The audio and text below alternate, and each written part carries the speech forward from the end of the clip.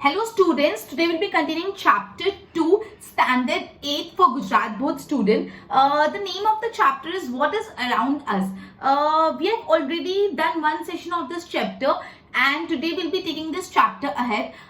We have studied about the basic introduction of the chapter and also done about lithosphere. Now we are heading towards hydrosphere. मैंने बताया था कि चार spheres कैसे, lithosphere, hydrosphere, atmosphere and biosphere कैसे came into existence, ये अपन earlier lecture में पढ़ चुके हैं और अपन लिथोस्फीयर को बहुत डिटेल में भी पढ़ चुके हैं. अभी अपन पढ़ने वाले हैं हाइड्रोस्फीयर को.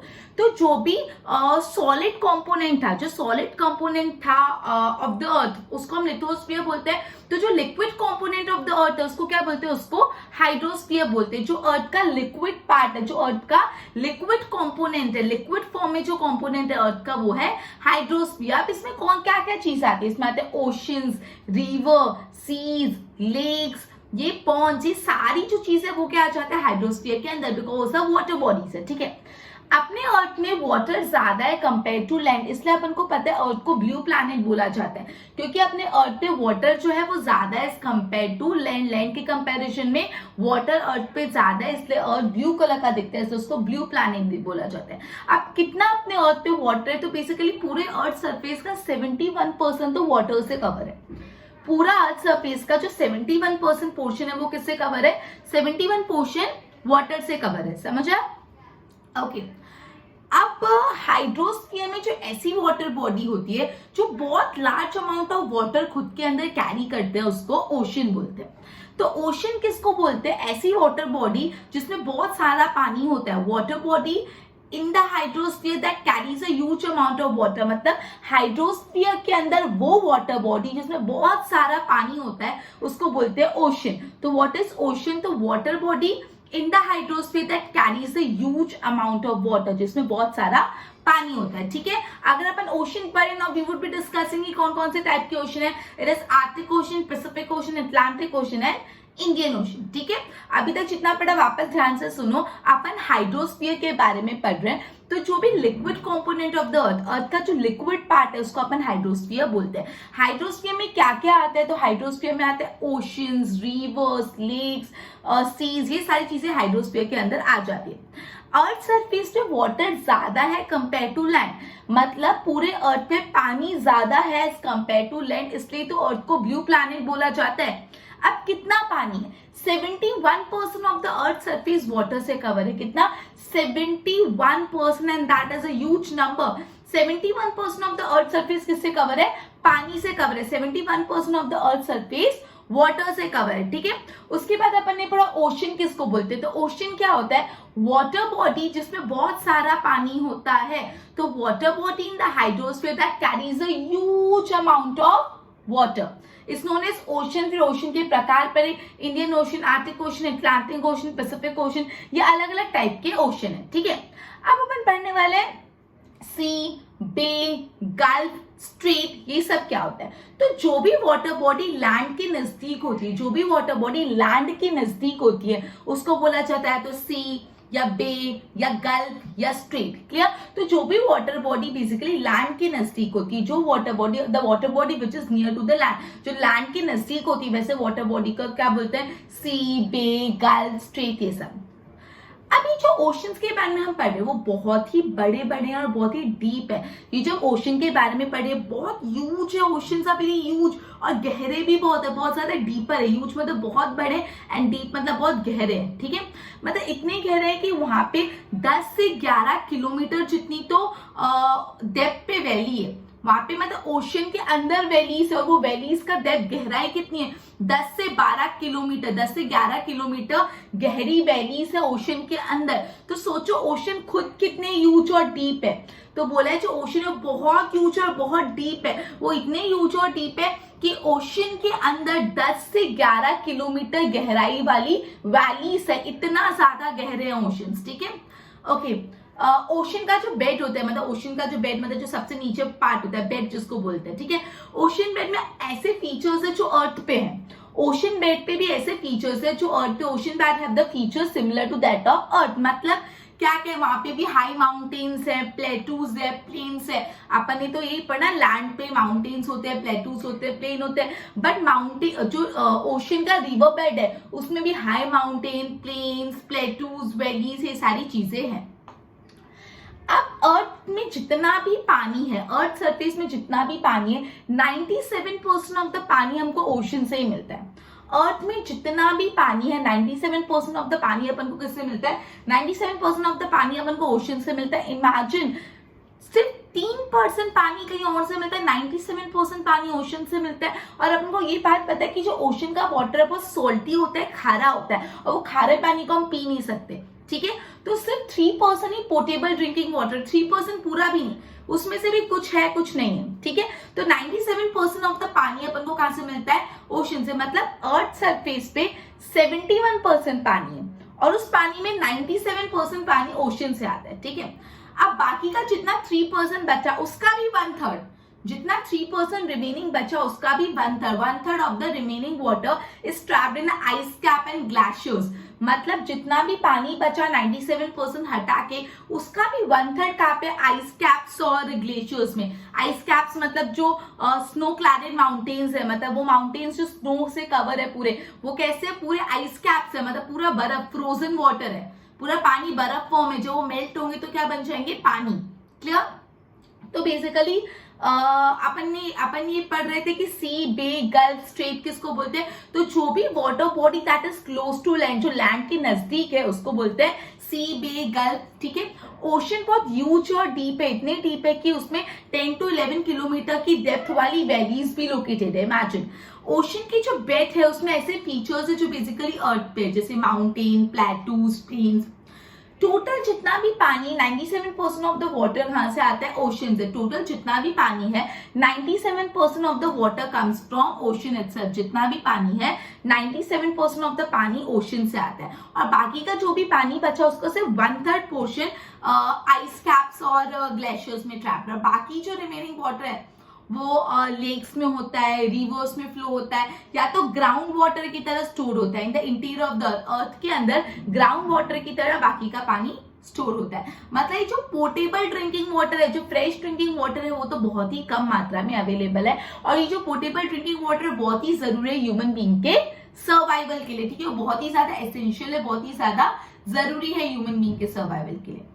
इवन हम बोलते हैं जो main source of fresh water वो रेन है। जो main source of fresh water क्या है? वो रेन है। तो ये जो रेन आती है, रेन का जो मॉइस्चर, जिस मॉइस्चर से रेन बनती है वो भी ओशन से ही आता है। मतलब अपन को क्या पता है कि फ्रेश वाटर का मेन सोर्स क्या है? बारिश का पानी।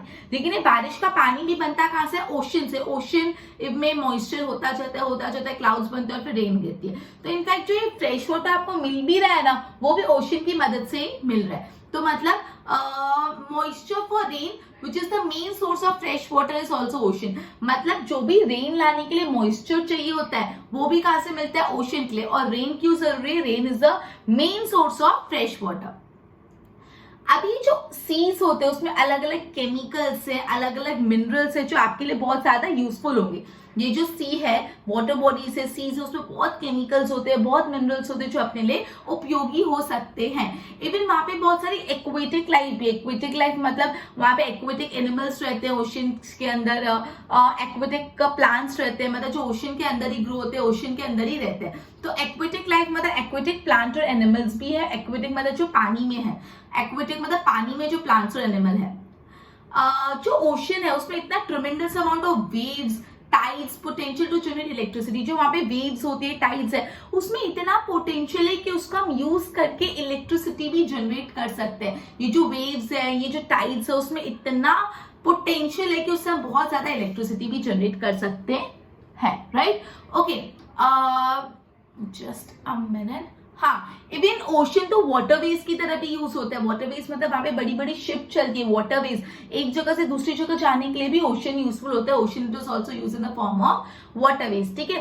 तो बेसिकली अपन का हाइड्रोस्फीयर यहाँ पे कंप्लीट हो। मैं वापस एक एक पॉइंट हाइड्रोस्फीयर का समझा रही हूँ, एकदम अटेंटिव रह के अभी सुनोगे ना तो ऑटोमेटिकली बहुत इजीली लर्न होगा। अभी ध्यान नहीं दोगे तो लर्निंग में भी डिफिकल्टी आएगी। तो हाइड्रोस्फीयर में सबसे पहले बोला है the liquid component of the अर्थ। जो लिक्विड पार्ट है अर्थ का उसको हाइड्रोस्फीयर बोलते हैं। हाइड्रोस्फीयर में क्या आता है? ओशन, रिवर, लेक्स, ये सारी चीजें आ जाती है, ठीक है।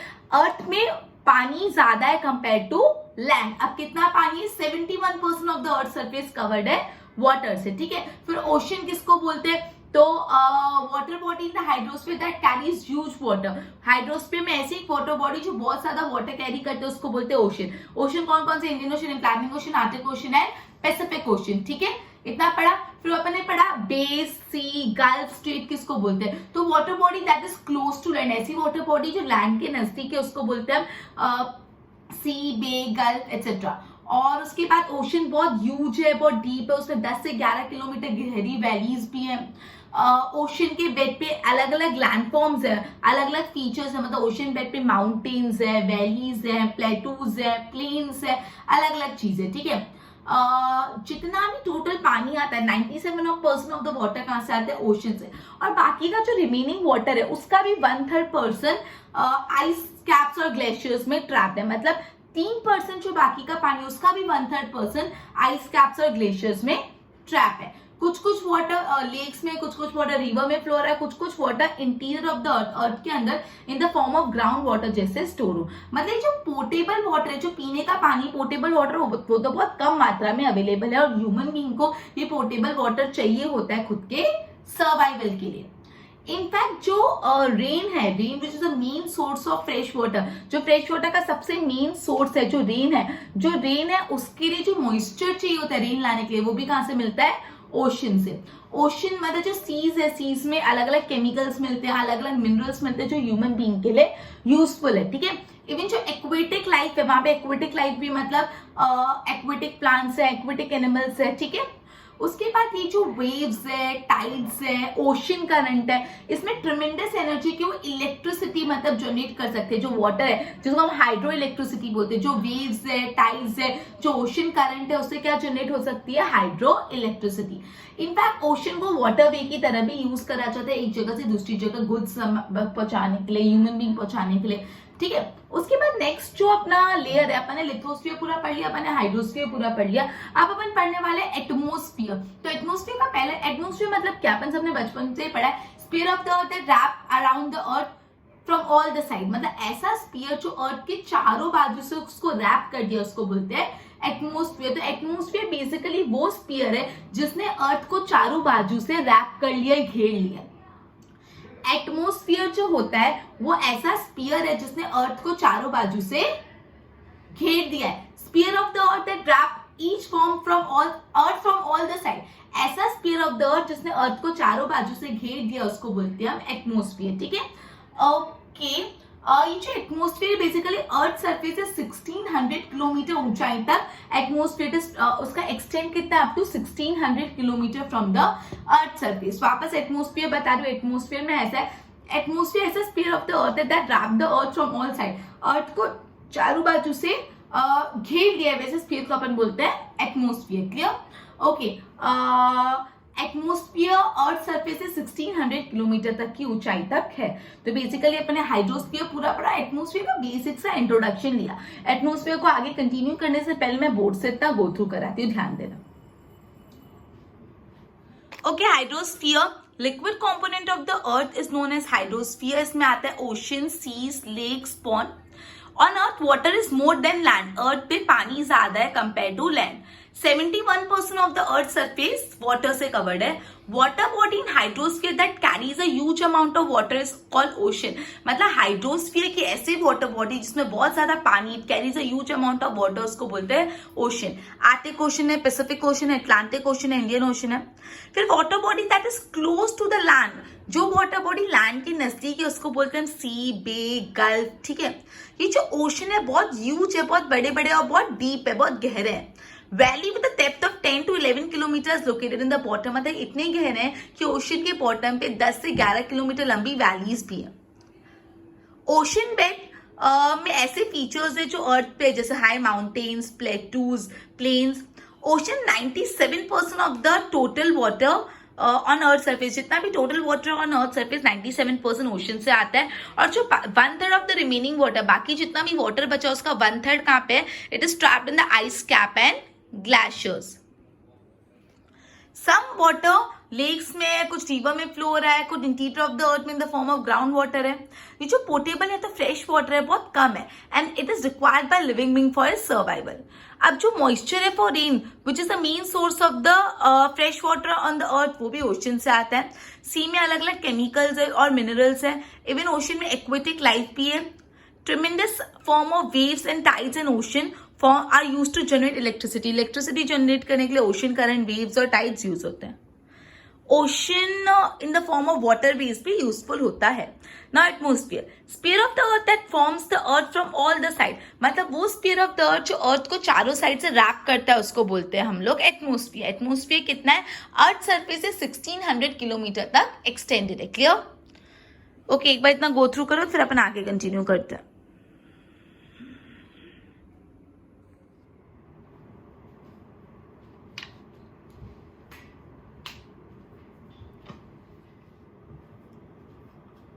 ओके, जो एटमोस्फियर है हाईवे आपको विजिबल नहीं होता, आप एटमोस्फियर को क्लियरली देख नहीं सकते। जैसे आप लिथोस्फीयर, हाइड्रोस्फीयर को तो हम देख सकते हैं, लेकिन हम लोग एटमोस्फियर को क्लियरली अपनी नेकेड आई से देख नहीं सकते। ठीक है, एटमोस्फियर में अलग अलग गैसेस है। कौन सी गैसेस है?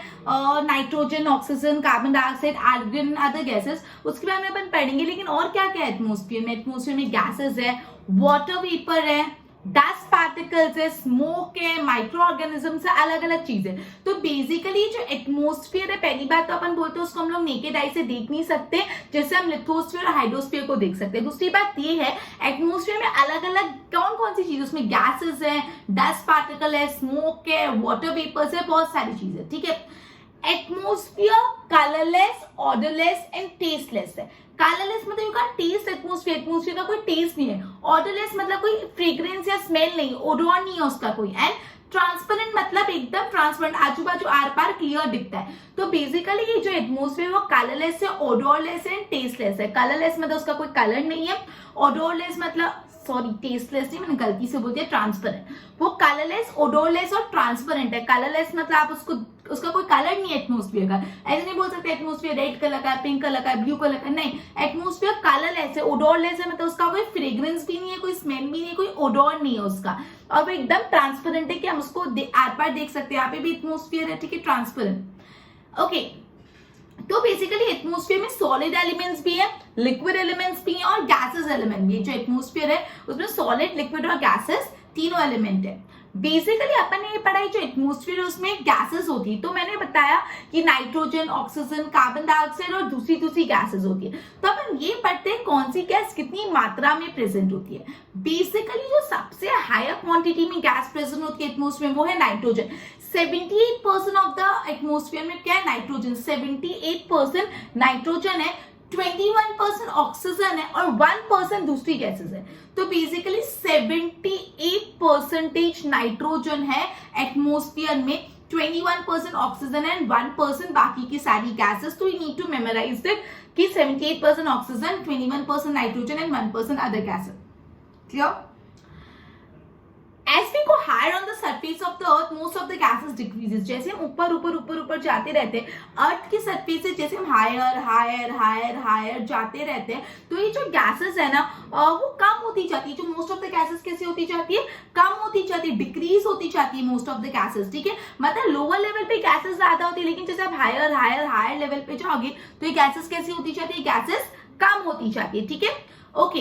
कार्बन डाइऑक्साइड गैस जो बहुत हेवी होती है। जो कार्बन डाइऑक्साइड गैस दूसरे गैसेस की कंपैरिजन में जो कार्बन डाइऑक्साइड गैस वो बहुत हेवी होती है, इसलिए वो यूजुअली लोअर लेवल पे ही फाइंड होती है, हायर लेवल पे नहीं फाइंड होती। तो अगेन दिस इज इंपॉर्टेंट, पहले पूछ सकते हैं अमंग वेरियस गैसेस कौन सी। अगर ऐसे बोले which of the following gases heavier, आपको 3 option they they, 4 option they, oxygen, carbon dioxide, nitrogen, all of this, तो आप क्या लिखोगे? Yes, carbon dioxide. जो कार्बन डाइऑक्साइड गैस कैसी है? वो हैवी है कार्बन डाइऑक्साइड गैस, राइट, और वो यूजुअली लोअर लेवल पे फाइंड होती जाती है इस वजह से। तो ऐसा भी आपको पूछ सकते हैं, भाई carbon dioxide gases found in the lower layer because वो हैवी होती है। ठीक है, ओके। अब पहले इतना बता देती हूँ, अभी तक जो पढ़ा अपन ने बेसिकली ये पढ़ा कि एटमोस्फियर को हम नेकेड आई से नहीं देख सकते। एटमोस्फियर में अलग अलग गैसेस है, स्मोक है, डस्ट पार्टिकल्स है, वाटर वेपर्स है। एटमोस्फियर में सॉलिड, लिक्विड और गैसेस तीनों एलिमेंट है। अब कौन कौन सी गैसेस है? 78% नाइट्रोजन है, 21% ऑक्सीजन है और 1% दूसरी गैसेस है। हम जैसे हायर एल्टीट्यूड पे ऊपर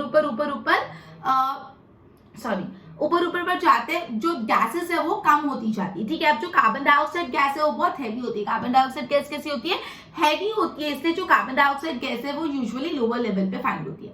अब अपन एक और गैस के बारे में पढ़ने वाले जो है ओजोन। अपन एक और गैस के बारे में पढ़ने वाले जो है ओजोन। ओजोन गैस बहुत ही कम मात्रा में एयर में प्रेजेंट होती है। ये जो ओजोन गैस है वो एयर में बहुत ही कम प्रपोर्शन में प्रेजेंट होती है। जो ओजोन गैस है बहुत कम प्रपोर्शन में प्रेजेंट होती है। अब ओजोन करता क्या है? ओजोन बहुत हेल्पफुल गैस है। ओजोन बेसिकली अपन को सन की जो हार्मफुल अल्ट्रावायलेट रेस है, जिसको हम यूवी रेस बोलते हैं, अल्ट्रावायलेट रेस, उससे प्रोटेक्ट करता है। मतलब ये जो सन की हार्मफुल अल्ट्रावायलेट रेस होती है, अगर वो हम पे डायरेक्टली पड़ जाए तो हमको अलग अलग बीमारियां हो जाए, स्किन कैंसर हो जाए, अपने हाथ पांव में पूरा पैचेस हो जाए, इतनी हार्मफुल वो अल्ट्रावायलेट रेस होती है। तो उनसे अपन को बचाता कौन है? उनसे अपन को ओजोन लेयर बचाता है। ओजोन लेयर ये सारी हार्मफुल गैसेस को अपने में एब्सॉर्ब करके हम तक नहीं पहुंचने देता। तो जो भी ये ओजोन गैस है वो अल्ट्रावायलेट रेट को एब्सॉर्ब करता है सन से और हमको सन की एक्सेसिव हीट से बचाता है। तो आपको पूछ सकते हैं कौन सा ऐसा गैस है जो अपन को हार्मफुल रेस ऑफ द सन से बचाता है या तो अल्ट्रावायलेट रेस ऑफ द सन से बचाता है? तो yes, it is ozone gas. ये जो ओजोन है ना वो यूजुअली मॉर्निंग में ओपन ग्राउंड में ज्यादा होती है और सी के नजदीक ज्यादा होती है। ये जो ओजोन गैस वो कहाँ पे ज्यादा क्वांटिटी में प्रेजेंट होती है? ओजोन गैस यूजुअली आपको मॉर्निंग में ज्यादा दिखेगी। कोई खुले मैदान में जब आप होगे तो आपको ओजोन गैस ज्यादा दिखेगी, आई मीन फील होगी। और उसके बाद दूसरा काम नियर द सी के नजदीक ओजोन गैस ज्यादा है। तो अगेन इसको भी 1 मार्क में पूछ सकते हैं कि ओजोन गैस ज्यादा कहाँ पे होती है? It is more in the morning near the in the open ground and as well as near the sea. तो बेसिकली अपन जो भी पॉइंट पढ़ रहे हैं वो 1 मार्क के लिए भी इंपॉर्टेंट है और पूरा कंटेंट आपको 5 मार्क के लिए व्हाट इज एटमॉस्फेयर पूछे तो भी याद रखना है। बहुत सिंपल है, जस्ट अच्छे से समझो, ठीक है। टेक्स्ट बुक में बहुत वर्डी वे में दिया हुआ है, पॉइंट वाइज लिख के समझा रही हूँ, क्लियर? ओके। अब बेसिकली जो ऑक्सीजन और नाइट्रोजन दोनों गैसेस है वो बहुत ही हेल्पफुल है लिविंग क्रिएचर्स को अलाइव रखने के लिए। जो ऑक्सीजन और नाइट्रोजन गैसेस है वो लिविंग क्रिएचर को अलाइव रखने के लिए, जिंदा रखने के लिए बहुत ही जरूरी है। Nitrogen basically reduces the intensity of oxygen. Nitrogen 78%, oxygen 21% है। तो कौन सी गैस ज्यादा है? Obviously nitrogen. अगर नाइट्रोजन गैस ज्यादा है तो वो ऑब्वियसली ऑक्सीजन की इंटेंसिटी को कम कर लेता है बिकॉज वो ज्यादा मात्रा में। तो जो नाइट्रोजन गैस है reduces the intensity of oxygen. जो नाइट्रोजन गैस है वो ऑक्सीजन गैस की इंटेंसिटी को कम कर देता है, ठीक है। ओके, वापस मैं बता रही हूँ। सबसे पहले अपन ने ये पढ़ा कि जो एटमॉस्फेयर हम उसको नेकेड आई से नहीं देख सकते। एटमॉस्फेयर में अलग अलग गैसेस है, स्मोक है, डस्ट पार्टिकल्स है, वाटर वेपर्स है। बेसिकली जो एटमॉस्फेयर कलरलेस है, ओडोरलेस है और ट्रांसपेरेंट है, क्लियर। कौन कौन सी गैस है? 78% नाइट्रोजन है, 21% ऑक्सीजन है, 1% अदर गैस। जो कार्बन डाइऑक्साइड गैस है वो हैवी होती है, इसलिए वो कहाँ पे? लोअर लेवल पे फाउंड की जाती है। जो ओजोन गैस है वो बहुत कम मात्रा में एयर में प्रेजेंट होती है बट बहुत यूजफुल है। ओजोन गैस हमको अल्ट्रावायलेट रेस ऑफ द सन, जो सन की हार्मफुल अल्ट्रावायलेट रेस है उसको प्रोटेक्ट करती है ओजोन लेयर, ठीक है। ओजोन यूजुअली मॉर्निंग में या तो ओपन ग्राउंड या तो सी के नजदीक ज्यादा फाइंड की जाती है। ओजोन और नाइट्रोजन लिविंग क्रिएचर्स को अलाइव रखते हैं। ओजोन और नाइट्रोजन क्या करते हैं? लिविंग क्रिएचर्स को अलाइव रखते हैं। और जो नाइट्रोजन है वो ऑक्सीजन की इंटेंसिटी को कम करते हैं, ऑब्वियसली कम कर देंगे बिकॉज नाइट्रोजन ज्यादा मात्रा में प्रेजेंट होता है, क्लियर। अब एटमॉस्फेयर का बहुत इंपॉर्टेंट कंपोनेंट है वाटर। वाटर भी एटमॉस्फेयर का बहुत ही महत्वपूर्ण कंपोनेंट है। अब ये जो वाटर होता है ड्यू टू हीट, गर्माहट के कारण जो वाटर वेपर्स में कन्वर्ट हो जाता है, इवेपोरेट होके, और फिर वो एयर के साथ मिक्स हो जाता है जिसको बोलते हैं मॉइस्चर। इंपॉर्टेंट है मॉइस्चर किसको बोलते हैं? बेसिकली ऐसा बोला है ये जो वाटर्स है वो वाटर वेपर में कन्वर्ट हो जाते हैं due to heat by the process of evaporation. मतलब जो पानी रहता है वो इवेपोरेट होता है और वाटर वेपर में कन्वर्ट हो जाता है। और वो इवेपोरेट क्यों होता है? Because of the heat. Heat देने से कोई चीज इवेपोरेट होगी ना, तो हीट देने के कारण, हीट के कारण वाटर वेपर में इवेपोरेट हो जाता है और फिर एयर के साथ मिक्स हो जाता है और उसको बोलते हैं मॉइस्चर। तो आप इसको डेफिनेशन फॉर्म में लिखोगे, due to the heat water in the form of vapour water evaporates in the form of vapor and mixes with water which is known as moisture. Due to heat के कारण water जो है evaporate in the form of water vapor and it mixes with the air, इसको बोलते हैं moisture। वापस समझा रही हूँ, जो water है water vapor में convert हो जाता है और फिर वो एयर के साथ मिक्स हो जाता है। ये वाटर वेपर में क्यों कन्वर्ट होता है? हीट देने के कारण और एवोपरेशन के कारण, मतलब हीट देते हैं इसलिए एवोपरेशन होता है। और जब ये वाटर वेपर्स जो है वो एयर के साथ मिक्स हो जाते हैं उसको बोलते हैं मॉइस्चर। बेसिकली वाटर वेपर को जब आप ठंडा करते हो इस प्रोसेस को बोलते हैं condensation. The process of cooling down of the vapour is called condensation. जो वेपर्स होते हैं जब ठंडे हो जाते हैं, मतलब पानी है, ठीक है, वो हीट सप्लाई हो रहा है, वो गर्म उबल रहे ऊपर वेपर जो है धीरे धीरे ऊपर जा रहे ऊपर ठंडक से वो एकदम ठंडे हो गए, तो ये प्रोसेस को बोलते हैं कंडेंसेशन। बेसिकली वाटर वेपर्स तो गर्म हो गए ना, वेपर है वो गैसेस फॉर्म में, लेकिन जब ये वाटर वेपर ठंडे हो जाते हैं हाई एल्टीट्यूड में जाके तो उसको बोलते हैं कंडेंसेशन। तो ये भी आपको 1 मार्क में पूछ सकते हैं व्हाट इज कंडेंसेशन। तो water the process of cooling down of the vapour is known as condensation. Vapours को ठंडे करने के प्रोसेस को हम कंडेंसेशन बोलते हैं। जो वेपर्स होते हैं उसको ठंडे करने के प्रोसेस को हम लोग क्या बोलते हैं? कंडेंसेशन बोलते हैं। क्लियर इतना? The process of cooling down of the vapour is known as condensation. ठीक है, बेसिकली ये जो ड्यू होता है, फॉग्स होते हैं, क्लाउड, ये अलग अलग फॉर्म्स ऑफ कंडेंसेशन ही है। ये क्लाउड जो वाटर है, वाटर इवेपोरेट होकर वेपर बन के ऊपर करके क्लाउड बन गया, तो ये भी क्या कंडेंसेशन ही है। ठीक है, अब बेसिकली अपन ने पढ़ा है कि जो एटमॉस्फेयर में उसमें डस्ट पार्टिकल्स भी होते हैं। अपन ने पढ़ा जो एटमॉस्फेयर है उसमें डस्ट पार्टिकल्स भी होते हैं। डस्ट पार्टिकल के कारण ही आप जो सनरेज है ना आती हुई दिख सकते हो। आपको पता है कभी कभी खिड़की थोड़ी सी खुली रह गई है तो आपको एक बीम ऑफ लाइट दिखेगी, एक सनरे का ऐसा लाइट दिखेगा और उसमें डस्ट पार्टिकल ऐसे गोल गोल गोल गोल घूमते हुए दिखेंगे। आप सबने फेनोमेनन ऑब्जर्व किया होगा आपके घर पे। वापस समझा रही हूँ क्या होता है, कभी खिड़की थोड़ी सी एकदम अर्ली मॉर्निंग 8-9 बजे का टाइम है और खिड़की हल्की सी थोड़ी सी खुली है, उस छोटी सी खिड़की खुली स्पेस से हल्की सी बीम ऑफ लाइट पास होती है और उस बीम ऑफ लाइट पे अलग अलग डस्ट पार्टिकल्स अपन को घूमते हुए दिखते हैं। तो ये डस्ट पार्टिकल्स के कारण ही हम बीम ऑफ द लाइट को देख पाते हैं। इनफैक्ट आपने ऑब्जर्व किया होगा जैसे ही सनसेट होता है तो अचानक से अंधेरा छा जाता है, नहीं धीरे धीरे अंधेरा होता है, नहीं कि सनसेट हुआ, सूर्य ढल गया, सनसेट हो गया, जैसे सनसेट हो पूरा अंधेरा, ऐसा तो नहीं होता। इमीडिएटली सडनली अंधेरा नहीं हो जाता, जैसे सनराइज होता पूरा उजाला, ऐसा तो नहीं होता। ये डस्ट पार्टिकल्स के कारण ही होता है। डस्ट पार्टिकल सनरेज को रिफ्लेक्ट बैक करते हैं। क्लियर? बेसिकली हम लोग वॉइसेस जो सुन पाते हैं, साउंड सुन पाते हैं, वो भी किसके कारण सुन पाते हैं? एटमॉस्फेयर के कारण ही सुन पाते हैं। अगर एटमॉस्फेयर है तो अपन को साउंड ही नहीं सुनाई दे। मैं आपको बोल रहा हूँ आपको सुनाई नहीं दे अगर एटमॉस्फेयर नहीं हो, तो एटमॉस्फेयर के कारण ही हम साउंड को सुन पाते हैं। एटमॉस्फेयर के कारण हम क्या कर पाते हैं? हम लोग साउंड को सुन पाते हैं। ठीक है, इसलिए जो रेडियो वेव और दूरदर्शन ये सब इंस्टॉल हुआ है वो एटमॉस्फेयर के कारण। आपको ऐसा भी पूछ सकते हैं कौन सा लेयर के कारण, कौन सा स्फीयर के कारण हम साउंड को सुन पाते हैं, तो हम लोग एटमॉस्फेयर के कारण। ओके, तो बेसिकली वापस में सम अप करा रही हूँ। पहला मैं बहुत बार बोल चुकी हूँ तो मैं थोड़ा क्विकली बोलूंगी। नेकेड आई से नहीं देख सकते, वाटर वेपर, गैसेस, ये सब है। कलरलेस, ऑर्डरलेस, ट्रांसपेरेंट है। 78% नाइट्रोजन है, 21% ऑक्सीजन, 1% अदर गैसेस। जैसे हम हाई एल्टीट्यूड में जाएंगे गैसेस कम होती जाएगी। कार्बन डाइऑक्साइड गैस हैवी होती है इसलिए वो लोअर लेयर में पास होती है, प्रेजेंट होती है। जो ओजोन लेयर है वो बहुत कम मात्रा में होता है, लेकिन वो हमको सन की harmful ultraviolet rays of the rays से प्रोटेक्ट करता है। जो ओजोन लेयर यूजुअली मॉर्निंग में ओपन ग्राउंड में ज्यादा होता है, तो नियर सी ज्यादा होता है। ऑक्सीजन और नाइट्रोजन दोनों गैस बहुत ही इंपॉर्टेंट है ह्यूमन बीइंग को अलाइव रखने के लिए। Nitrogen gas basically oxygen gas की इंटेंसिटी को कम कर देता है बिकॉज नाइट्रोजन ज्यादा होता है। अब मैं थोड़ा वापस अच्छे से समझा रही डिटेल में। वाटर जो है बहुत इंपॉर्टेंट कंपोनेंट है नाइट्रोजन का। बेसिकली अपन पढ़ रहे थे मॉइस्चर किसको बोलते हैं, अपन पढ़ रहे कि मॉइस्चर किसको बोलते हैं। तो बेसिकली जो वाटर होता है, वाटर वेपर्स में कन्वर्ट हो जाते हैं, मतलब वो इवेपोरेट हो जाते हैं due to the heating. Heat के कारण क्या होता है? वाटर कन्वर्ट हो जाता है वाटर वेपर में, जो वाटर वेपर में कन्वर्ट हो जाता है और फिर वो एयर जो होती है उसके साथ मिक्स हो जाता है। इस प्रोसेस को बोलते हैं हम लोग, और इसको हम लोग बोलते हैं मॉइस्चर। मतलब जो वाटर वेपर्स एयर के साथ मिक्स हो जाते हैं। वाटर, आप इमेजिन करो पूरा पानी है, पानी को हीट, सन की हीट पड़ी, सन की हीट पड़ने से वो क्या हो रहा है? इवेपोरेट हो रहा है, मतलब पानी से वाटर वेपर में कन्वर्ट हो रहा है। ये जो वाटर वेपर में कन्वर्ट हो रहा है, वाटर वेपर में कन्वर्ट होकर वो आजू बाजू की जो एयर है उसके साथ मिक्स हो जा रहा है। और ये जो वाटर वेपर जब आजू बाजू की एयर के साथ मिक्स हो जाते हैं उसको क्या बोलते हैं अपन? मॉइस्चर। क्लियर? अब बेसिकली जो वाटर वेपर्स है उनको ठंडे करने के प्रोसेस को बोलते हैं condensation. The process of cooling of the vapour is called condensation.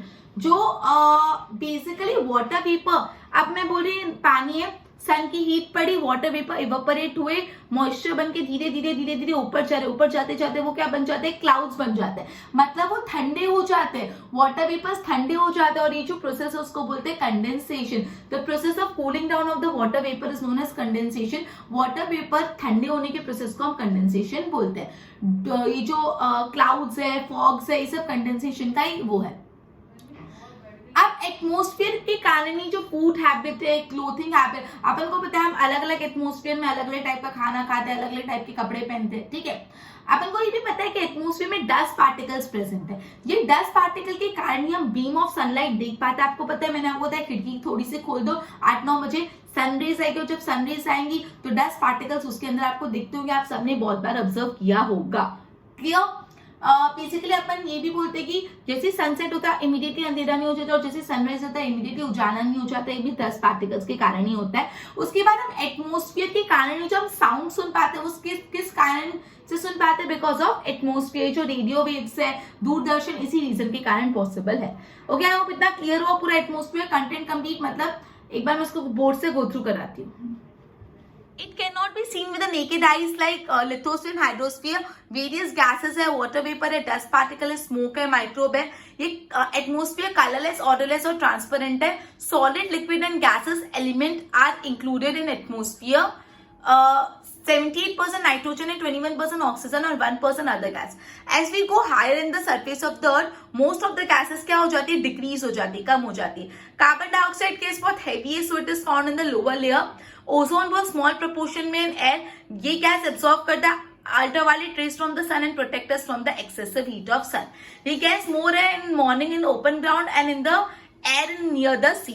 Ozone and nitrogen are, oxygen and nitrogen are important for living creatures to be alive. Now nitrogen, what does it do? It reduces the intensity of oxygen. Water is the most important component of atmosphere. Atmosphere का बहुत ही महत्वपूर्ण component है, वो है water. Due to the heat water in vapour forms evaporation and mixes with the air, इसको बोलते हैं moisture. Now the process of cooling of the vapours, ये जो वाटर वेपर्स ठंडे होते हैं उस प्रोसेस को बोलते हैं कंडेंसेशन। तो ये जो ड्यू है, जो फॉग है, जो क्लाउड्स है, वो किसके कारण होता है, कंडेंसेशन के कारण। मतलब ये एटमोस्फेयर के इफेक्ट से अलग अलग फूड हैबिट्स, अलग अलग क्लोथिंग हैबिट्स है, डस्ट पार्टिकल्स है एटमोस्फेयर में, और जो स्प्रेडिंग ऑफ सनरेज वो किस कारण होता है, डस्ट पार्टिकल। ये जो सनरेज स्प्रेड होती है वो भी डस्ट पार्टिकल्स के कारण। फिर ये मैंने बताया इमीडिएटली सनराइज के बाद उजाला नहीं हो जाता और सनसेट के बाद अंधेरा नहीं होता, इसलिए it is because of dust particles. We are able to listen the sound due to atmosphere. हम साउंड भी क्यों सुन पाते हैं, बिकॉज ऑफ एटमोस्फियर। जो रेडियो वेव्स और दूरदर्शन भी हम इस रीजन से ही देख पाते हैं। ओके, एक बार गो थ्रू करो इतना।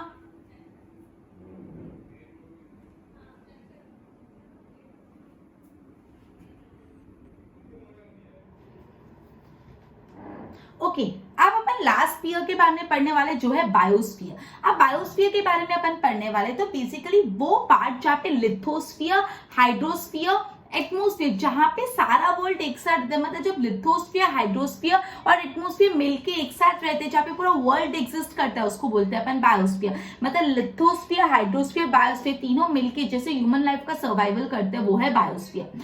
मतलब अर्थ ही सिर्फ ऐसा प्लैनेट है पूरे सोलर सिस्टम में जहाँ पे बायोस्फीयर प्रेजेंट है। मतलब अर्थ ही प्लैनेट है जहाँ पे लिथोस्फीयर भी है, हाइड्रोस्फीयर भी और एटमोस्फियर भी है। तो मतलब सिर्फ अर्थ ही एक ऐसा प्लैनेट है पूरे सोलर सिस्टम में जिसमें बायोस्फीयर है। बायोस्फीयर में अलग अलग वेजिटेशंस है, इंसेक्ट्स है, ह्यूमन बीइंग है, ठीक है।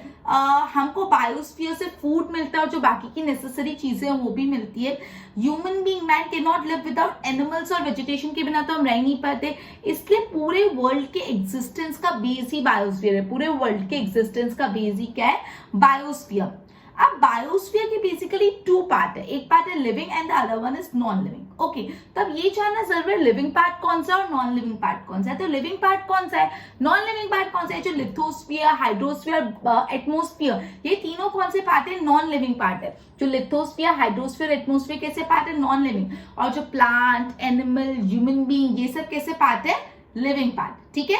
तो बायोस्फीयर का कंटेंट इतना है, मैं वापस समझा रही हूँ। तो बेसिकली अपन ने पढ़ा सबसे पहले इंट्रोडक्शन पार्ट की, अर्थ कैसे आया, वो ह्यूज बॉल ऑफ फायर, फिर लिथोस्फीयर समझा, फिर हाइड्रोस्फीयर समझा, फिर एटमोस्फीयर समझा। अब अपन पढ़ने वाले बायोस्फीयर। तो बोला है बायोस्फीयर वो पार्ट है एटमोस्फीयर, हाइड्रोस्फीयर और लिथोस्फीयर का जहाँ पे human being, human life, living world, human नहीं लिविंग वर्ल्ड होता है, उसमें प्लांट, एनिमल, वेजिटेशन सब कुछ आ जाता है। मतलब जब तीनों कंबाइन होते हैं, एटमोस्फीयर, बायोस्फीयर और लिथोस्फीयर, तब जाके बनता है बायोस्फीयर। ठीक है। अर्थ ही सिर्फ एक ऐसा प्लैनेट है पूरे सोलर सिस्टम में जिसमें बायोस्फीयर प्रेजेंट है। पूरे सोलर सिस्टम में अर्थ ही एक ऐसा प्लैनेट है जिसमें बायोस्फीयर प्रेजेंट है। यहाँ पे वेजिटेशन है, अलग अलग इंसेक्ट्स है, ह्यूमन बींग्स है, एनिमल्स है, बहुत सारी चीजें है।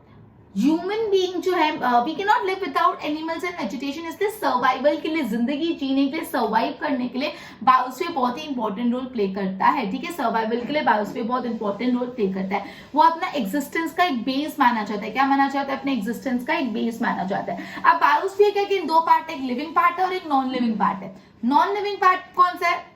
Lithosphere, hydrosphere, atmosphere, non living part. और लिविंग पार्ट कौन सा है? प्लांट्स, एनिमल्स और ये सब। ठीक है, तो बायोस्फीयर भी कंप्लीट, मतलब एटमोस, लिथोस, हाइड्रोस एंड बायो, तीनों चार स्फीयर अपन ने अच्छे से पूरा पढ़ लिया। क्लियर? अब अपन लास्ट टॉपिक पे हैं इस पूरे चैप्टर के, and we would be ending this chapter by this lecture. ठीक है, तो बेसिकली ह्यूमन एक्टिविटी का क्या असर हो रहा है इन स्फीयर पे? ये जो बायोस्फीयर, लिथोस्फीयर, एटमोस्फीयर, सारे स्फीयर्स, उसपे ह्यूमन एक्टिविटी का क्या असर हो रहा है? तो ह्यूमन बीइंग जान के या बिना जाने, नोइंगली या तो अननोइंगली स्फीयर्स को डैमेज, ठीक है, तो नोइंगली या अननोइंगली स्फीयर्स को डैमेज करे। जैसे अंडरग्राउंड न्यूक्लियर टेस्टिंग लोग कर रहे हैं, फिर उसके बाद एक्सेसिव मिनरल ऑयल का ड्रिलिंग कर रहे हैं, एक्सेसिव ट्यूबवेल्स का ड्रिलिंग कर रहे हैं। इन सबसे क्या हो रहा है? इन सबसे लिथोस्फीयर को डैमेज हो रहा है। मतलब किन किन चीजों से बेसिकली लिथोस्फीयर को डैमेज हो रहा है? तो ये लोग बहुत अंडरग्राउंड न्यूक्लियर टेस्टिंग, मतलब ग्राउंड के अंदर न्यूक्लियर एक्सप्लोजन करें, न्यूक्लियर टेस्ट करें, बहुत एक्सेसिव लेवल पे क्या बोलते हैं ये मिनरल ऑयल की ड्रिलिंग कर रहे हैं, बहुत एक्सेसिव लेवल पे ट्यूबवेल्स की ड्रिलिंग कर रहे हैं। इस वजह से अपना लिथोस्फीयर डैमेज हो रहा है। अब अपना हाइड्रोस्फीयर कैसे डैमेज हो रहा है? जो भी विलेजेस और जो सिटीज का वेस्ट होता है वो पानी में फेंक देते हैं, जो इंडस्ट्री का वेस्ट होता है वो भी पानी में फेंक देते हैं, इससे पूरी वाटर बॉडी पॉल्यूट हो रही है। जो विलेजेस का वेस्ट होता है, सिटीज का वेस्ट होता है, वो भी पानी में वाटर बॉडीज में डंप करते हैं, जो इंडस्ट्रियल वेस्ट है वो भी वाटर बॉडी में डंप करते हैं। साथ ही साथ जो पोलर कैप्स है, मतलब जो आइस के माउंटेन्स है, वो भी मेल्ट होते जा रहे, धीरे धीरे मेल्ट होते जा रहे, उससे भी बहुत प्रॉब्लम आ रही है। ऑयल स्पिल हो रहा है। ऑयल स्पिल मतलब जो नदी होती है, जो ओशंस होते हैं, उसमें तेल का पूरा ढुल जाना। ऑयल स्पिल हो जाना मतलब पूरा तेल ढुल जाना। तो मतलब इमेजिन इतने बड़े ओशन में जब तेल ढुल गए तो उसको निकाल कैसे पाएंगे अपन? वाटर ऑयल को कैसे निकाल पाएंगे? पूरा वाटर डैमेज हो जाता है। ऑयल स्पिल, तेल ढुल जाना, ठीक है, ऑयल स्पिल्स होना। केमिकल वेस्ट, जो बड़ी बड़ी इंडस्ट्री का केमिकल वेस्ट है वहां पे डंप करते हैं, इससे मराइन लाइफ को इतना डेंजर होता है। जो मरीन लाइफ होती है, जो एक्वेटिक प्लांट्स होता है, एक्वेटिक एनिमल्स होते हैं, आपको पता है वो लोग प्लास्टिक ही खाते रहते हैं, बिकॉज अंदर पूरा प्लास्टिक डाल देते हैं। इतना डैमेज करते हैं प्लास्टिक, छोड़ो अलग अलग केमिकल जो उनकी लाइफ के लिए भी डेंजरस होते हैं, जो वो अगर कंज्यूम करेंगे तो मर जाएंगे, उनको नहीं पता है उनके लिए अच्छा है कि बुरा। ठीक है, इन सबसे हाइड्रोस्फीयर डैमेज हो रहा है। मैं वापस बता रही हूँ हाइड्रोस्फीयर कैसे डैमेज हो रहा है। जो विलेजेस है, जो सिटीज है, उसका वेस्ट डंप हो रहा है, इंडस्ट्री का वेस्ट डंप हो रहा है, पोलर कैप्स मेल्ट हो रहे हैं, ऑयल स्पिलिंग हो रहा है, मतलब तेल ढुल रहा है, केमिकल वेस्ट उसमें डंप कर लेते हैं, इससे मराइन लाइफ को डैमेज हो रहा है। तो इन सब वजह से अपना हाइड्रोस्फीयर डैमेज हो रहा है। अब अपना एटमोस्फीयर कैसे डैमेज हो रहा है? तो एटमोस्फीयर में जो इंडस्ट्री गंदी हार्मफुल गैसेस रिलीज कर रहे हैं, पावर स्टेशन से इंडस्ट्रीज हार्मफुल गैसेस रिलीज कर रहे हैं, व्हीकल्स बहुत पॉल्यूशन कर रहे हैं। जहां पे व्हीकल्स बहुत ज्यादा है वहां पे कार्बन मोनोऑक्साइड गैस भी बहुत ज्यादा है, बिकॉज व्हीकल्स जो गैस रिलीज करते हैं वो कार्बन मोनोऑक्साइड गैस है। तो जहां पे भी व्हीकल ज्यादा है वहां पे कार्बन मोनोऑक्साइड गैस का कंटेंट भी ज्यादा है। कार्बन मोनोऑक्साइड गैस इतनी अच्छी नहीं है।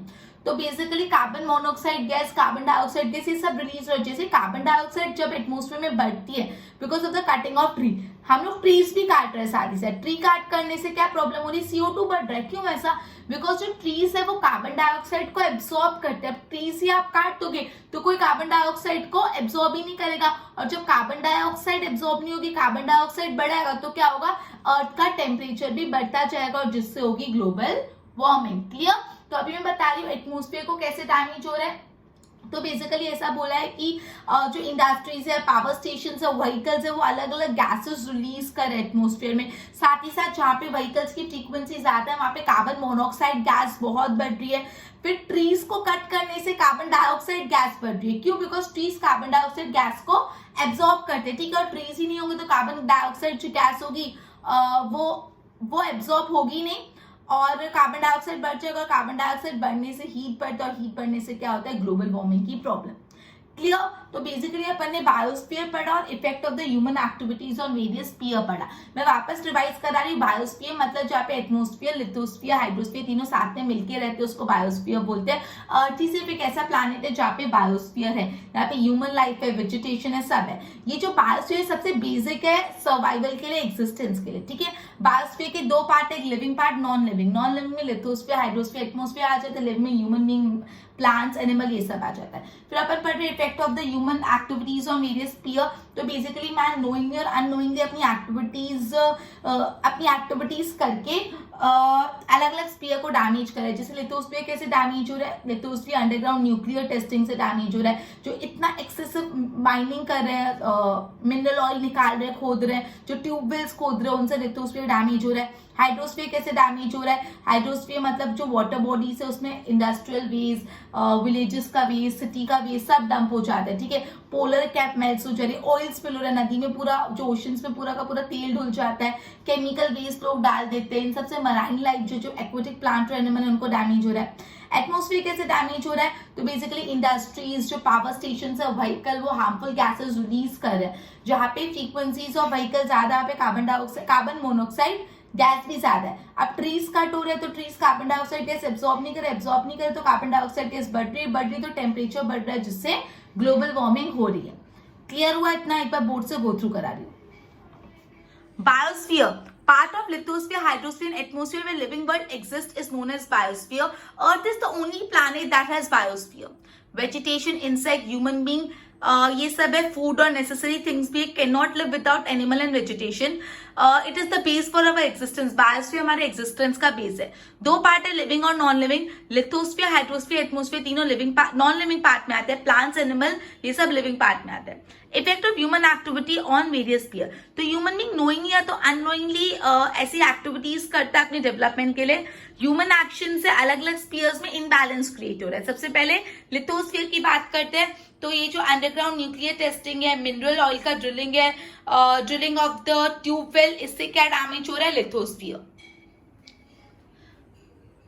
Dumping of waste from the villages and cities along with the industrial waste, village waste, city waste, industrial waste, water bodies में dump हो रहा है।